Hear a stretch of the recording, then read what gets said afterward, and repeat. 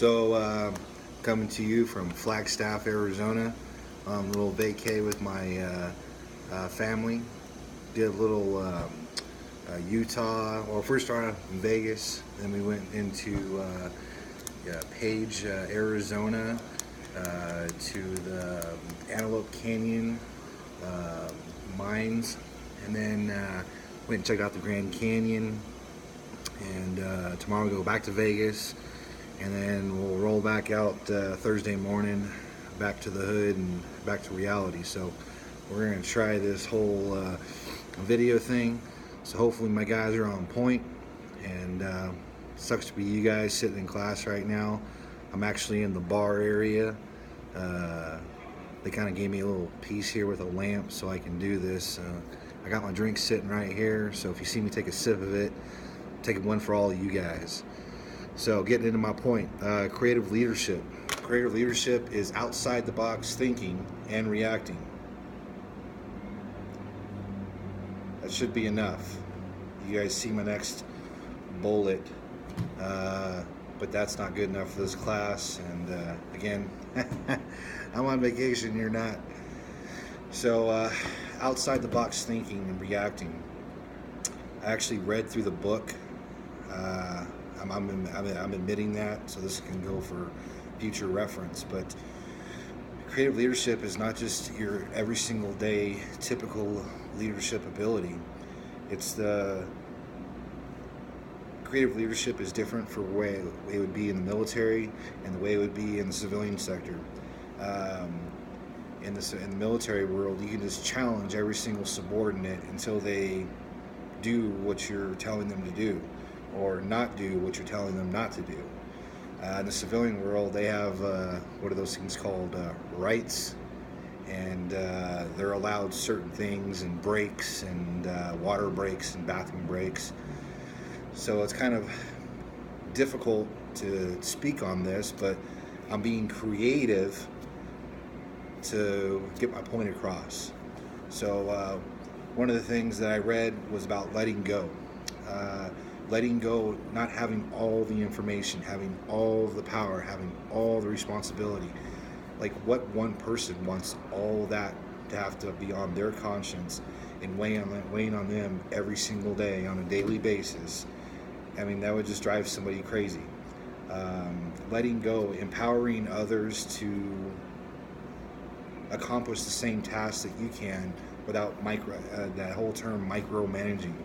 At some point in all of our careers, military or not, we've all been micromanaged here and there, or a lot more than usual.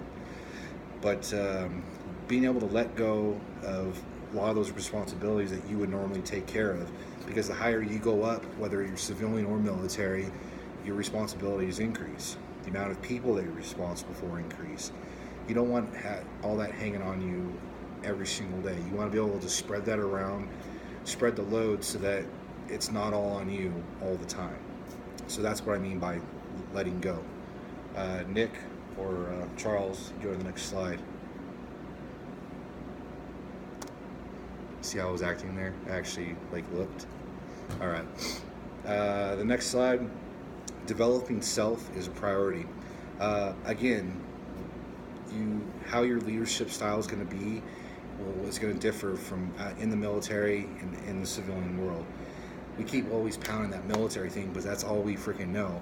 All I've ever known is the uniform since I was 19 years old. I mean, it seems like a lot of you have adapted and gotten out and gone on to greater and bigger things and putting on the uniform every single day. But developing yourself, knowing what you're capable of, knowing what your abilities are, what you lack in, what your downfalls are, what your weaknesses are. Knowing yourself and developing yourself first is probably the key to number one priority to all of this as far as creative leadership. Developing leaders is paramount for leadership. So if you want to, getting back to the first slide and letting go, if you want to be able to have that ability to let go and trust others and empower others to do whatever the job needs to be done, and knowing that when you say, hey, I need this done, that you know in your heart that you've created leaders underneath you that are going to be able to pick up the information that you have and run with it and complete the job. I mean, if you develop other leaders well enough throughout your career, 50% of the time, you don't even got to go back and ask them, hey, did that thing get done? I mean, you just know that it got done. But trust but verify, right? So, leadership is collaborative. I hate that word. I can barely say it. Filet mignon. I can't even say that word either, but I'm on vacation. Anyway, leadership is collaborative.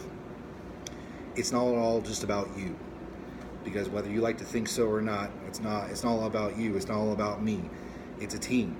Whether, again, in the military out, it's a team. The overall goal is to make more money or to look better in front of other people or put other businesses out of business so that you get their business. There's an overall goal. There's always something to accomplish. It's not just about a you thing. It takes a group of people that are all rowing in the same direction to make this happen.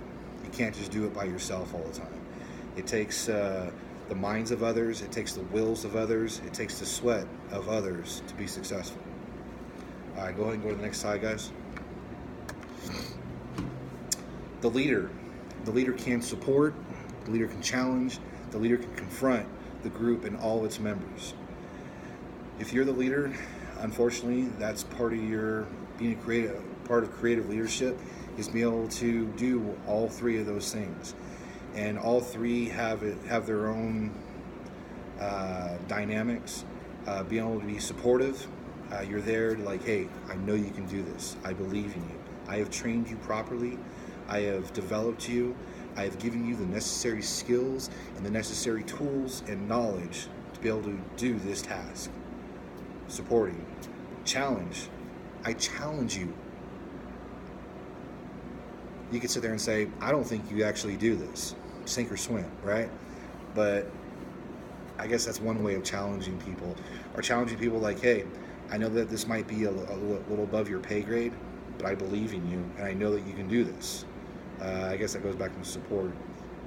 Maybe it sounds a little bit the same, but be able to challenge your people and make them think outside the box. Make them believe that they're capable of much more than they themselves are actually capable of. And the last thing is a necessary evil, but sometimes you need to confront people.